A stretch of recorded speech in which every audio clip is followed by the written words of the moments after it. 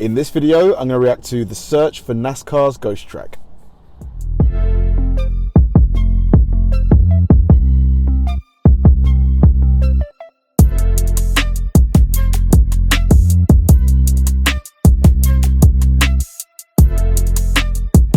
Hi guys, and welcome to another episode of Kabir Considers. This is the place where I react to music, media, sports, anime, anything related to popular culture. I'll watch it with an open mind and give you my 100% honest reaction to it. And if you could please hit that like button early, I'd really appreciate it. Yes, my education of NASCAR continues. It took me a while to finally take the suggestion of one of the commenters in the comment section to check out a YouTuber called Slap Shoes. I think that's how you pronounce his name. And I reacted to the history of NASCAR, I believe. No, 8 things I didn't know about NASCAR about a week ago. And I learned so much in that short video that, I just have to give him props, because it seems like he has just taken a lot of the information that might take someone like me years to find independently and condense them into these great videos. So I was looking through his video list and I thought to myself, that looks really interesting, a ghost town related to NASCAR. And I just thought to myself, this is going to have, quite a few moments in this video that are going to leave me like with my jaw open. So I thought, why not give this a go? Why not combine some entertainment as well as continuing my education of NASCAR? Just so that, when I start getting into the new season, I'll know, I'll be at a good speed, both in terms of, my knowledge of the sport, my knowledge of its history. It'll just make me better tuned in to enjoy the sport. Anyway, so let's go. This is going to be my reaction to the search for NASCAR's ghost town. Let's go. NASCAR has held a lot of races over the course of its 70-year run. In just the Cup Series alone, over 170 tracks will have played host to 2,606 races by season's end this year. And of these 170 or so tracks, pretty much all of them have a well-documented history. A sizable plurality of them were simple dirt tracks built around state and county fairgrounds, and while most of those have closed down and withered away over the decades, a few of them still persist in one form or another. Columbia Speedway in Columbia, South Carolina is a popular spot for festivals, car shows, and swap meets. North Carolina State Fairgrounds in Raleigh, the site of the Cup Series' last dirt race, still has its grandstands up as the organizers now use them for concerts at the fair. Most tracks were meticulously documented by multiple people over the course of decades. A good number of them still have at least some portion of the original facility still standing. And you really don't have to do too much digging to find a picture or two of the tracks themselves. But one curious track bucks this trend. Right up at the top of the list of tracks for NASCAR on racingreference.info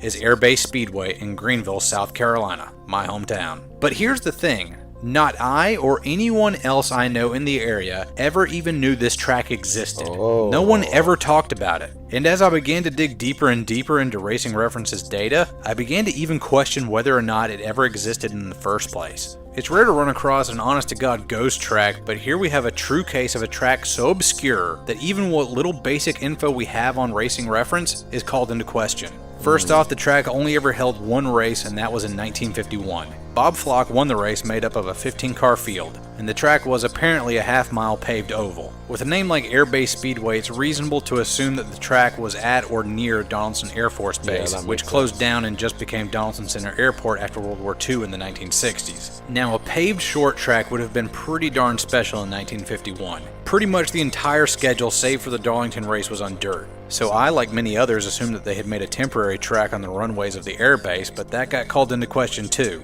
Also, I seriously doubt that the Air Force would have let NASCAR hold a race on an active airbase. That's just total lunacy. I followed the conversation in the comments on this track's page at Racing Reference, and someone said on Vocational Drive there is evidence of a dirt track on Google Street View, but didn't give an exact location. This guy got pretty upset about that, and then a breakthrough. My man here says he's found the exact address and even a picture of the track. It gives the exact location just south of 1507 Antioch Church Road at the entrance of what is now Sunland Distribution Incorporated.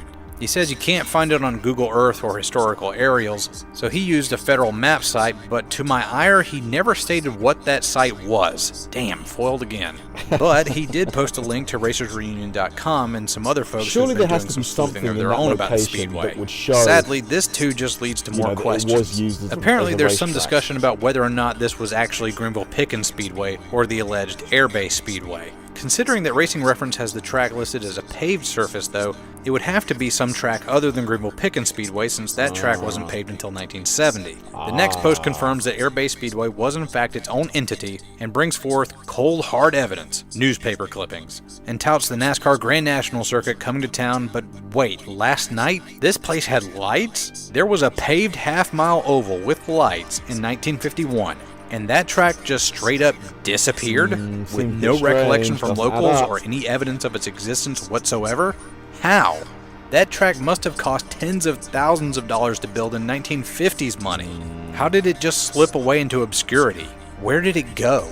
I don't think I can stress enough how big of a deal this was in 1951. Back then, your track would be considered a little bit hoity-toity if it had a concrete wall all the way around. Most of the time back in the day, they just put up some wooden fence post or some cheap guard railing and just hoped for the best. The next newspaper clipping confirms that yes, this race will be run at night, specifically at 9 p.m. But hold on again, between 60 and 65 cars? Why were only 15 listed on Racing Reference then? Well, apparently they only let the top 15 qualifiers compete in the main event. That seems like a really light field for a 200-lap main event on a half-mile track, if you ask me. But Racing Reference confirms it, so we'll just have to roll with that for now.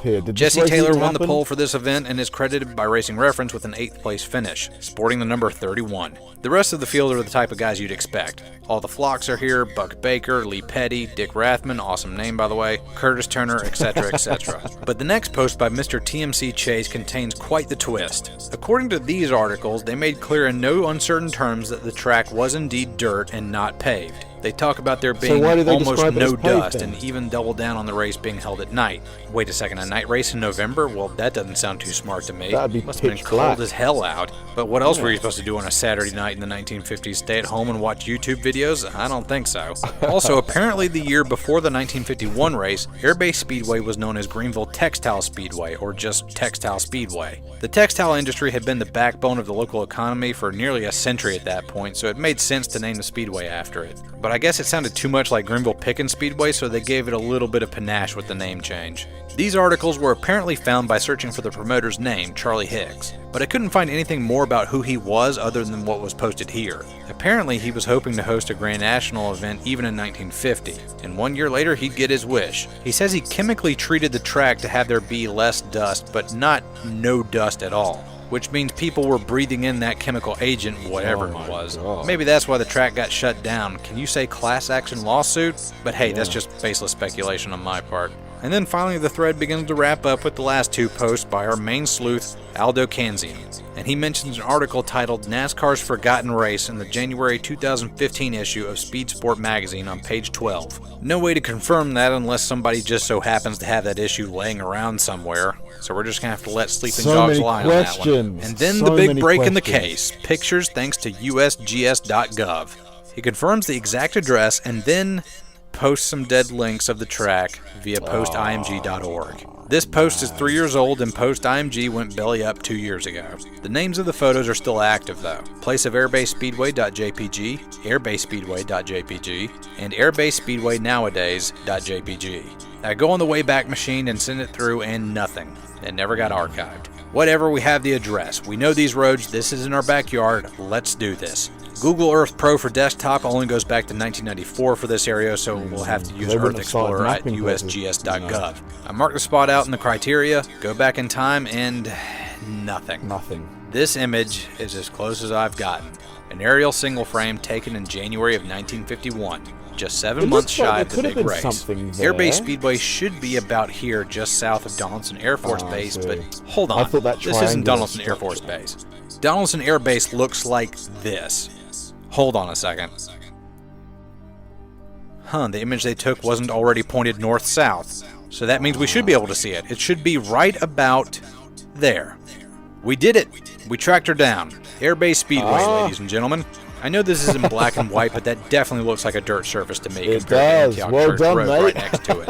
I think I can make out some grandstands up here to what I assume is turn 1, and they're positioned further down the straightaway so that they can be used for the quarter-mile infield track as well. This article claims that 6,000 people were on hand for one event, and I find it hard to believe that they jammed that many people into grandstands this small. So I guess they must have just let people park around the track. Over here is what looks like a parking lot, and that's about all there is to report on.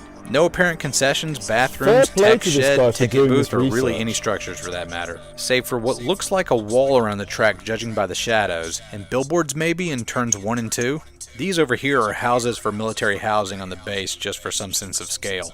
But let's go off on a tangent for a second. Someone dead-ass built a half-mile dirt oval, put in some stadium lights, chemically treated the dirt so that it would produce less dust, and apparently gave it an entire wraparound wall, but didn't put in basic first-world amenities like bathrooms and concessions. I've changed my mind. I think that's why this track went belly up. They put all their money in the wrong spots, which is to be expected, to be quite honest, and even forgiven to a large extent. I mean, racetracks were a new endeavor for everyone at the time. It wasn't like there was a long history of the do's and don'ts of track construction and operation at the time. You couldn't just go look this up at the local library. So all these track promoters did this by sheer trial and error. And it looks like Airbase Speedway might have just been one of those errors. I did manage to get one other photo thanks to a guy by the name of Drive-Thru on the Outlap podcast, and this photo has the roads leading to the track highlighted. Unfortunately, there isn't any greater detail on the facility itself.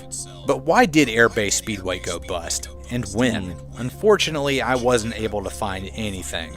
But I did do some fidgeting around with Earth Explorer and I got this final photo. A ridiculously high-resolution single frame taken in 1964 in September. And I don't know about you, but this track looks thoroughly abandoned to me. There's no evidence of grandstands anymore. The parking lot looks like it's still kind of there, but the walls are hard to see. The track itself looks overgrown. And where I think the grandstands used to be, there's just a big tree now growing unchecked. Safe to say the only people racing around here at this time are the locals just for shots and goggles. Not to mention whatever held the lighting in place for night races has since been torn down too. That still doesn't explain why though, and that's where the trail runs completely cold. Here we had a dirt track with very few amenities, if any at all, but did perplexingly draw in decent crowds for the time. It hosted a big league NASCAR race and even had enough money behind it to hold night races. What kind of mad lad builds a racetrack with lights and grandstands but nothing else? Whatever was going through Charlie Hicks's head, it doesn't appear that he or anybody else wrote it down. Airbase Speedway's lifespan was short. I don't even think it held races for more than a decade before it shut its doors. Wow. It was kind of out in the middle of nowhere, being next to the tiny towns of Gant and Conisty, but that shouldn't have been a determining factor in its demise. Plenty of great racetracks are out in the sticks, out in the middle of nowhere, and still draw crowds to this day. Racetracks are truly a living embodiment of the phrase, if you build it, then they will come. But I guess just not enough people came to this track. For whatever reason, it went off into that long good night, and when it passed, it seems nobody even bothered to document the occasion. Airbase Speedway came and went without so much as a murmur from the world around it being uttered. But it mattered. Of the nearly 2,600 Cup Series races held to date, it played host to at least one of those. It played a note in this great big symphony we call NASCAR, and I think it deserves to be remembered. It was right here in my backyard. I can drive to that spot right now in less than 20 minutes, and I never even knew it existed until late one night on a racing reference kick. I clicked on this one speedway's name that I'd never heard of before and learned more than I would have ever thought. I had to work for it though, and I'm still not done yet. I want more. Fair play, so put the word out. Slap's putting up a bounty. If anybody can get me both a picture of the outside of the speedway from ground level and an action shot of some actual racing going on down on the track itself, I'll send you a copy of NASCAR Heat 4 signed by me or just $60, whichever you prefer. However, both of these things have to be presented as part of a package deal. If you give me one but not the other, then no deal for you. That's my criteria. And I really hope you guys come through. I wonder if anybody's Hopefully you guys have enjoyed this little deep dive into the things that keep me up at night and can appreciate the obscurity of this little track out in upstate South Carolina. So until next time, y'all take it easy and happy hunting. If you have the photos and want to claim the prize, hit me up on Twitter. My DMs are always open. That was awesome, man. That was, like, I know I may not have, spoken much or, reacted much, but I was just so immersed in that story. It just seems so interesting that even though it was in 1951, so it's 69 or 70 years away or in the past, I feel like there should have been more documentation made of a racetrack that was used for so long. Why weren't there any pictures of action shots? Why is there so little evidence that it even existed? It's almost like something terrible happened that they're desperate to cover up, but I'm gonna look through all the comments and see if there's been an update to this story, because it feels like somebody, at least one person out there, must know a lot about this particular racetrack. You know, somebody dumped many thousands of dollars into that. You know, hundreds of thousands or probably even millions in today's money. And it was used for so long, so why would they just let it die? Crazy. Thanks for watching, guys. If you enjoyed this video, please like, subscribe, turn on bell notifications. Keep throwing the recommendations at me. I know I say it all the time, but they genuinely help me out, because if I know that you enjoyed watching something, I'll definitely enjoy reacting to it. So like, subscribe, turn on bell notifications, keep throwing the recommendations, and I'll catch you in the next one.